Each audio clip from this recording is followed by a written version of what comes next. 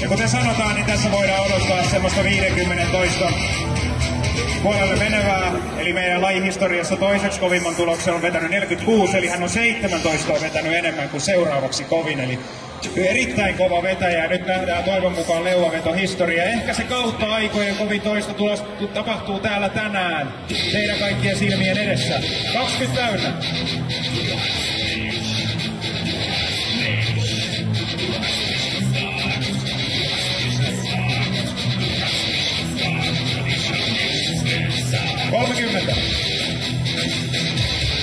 Kuten nähdään, niin vielä ei mitään väsymyksen merkkejä pahemmin tuossa olemuksessa näy. Varmasti käsissä tuntuu jo kipua, mutta Maria jaksaa.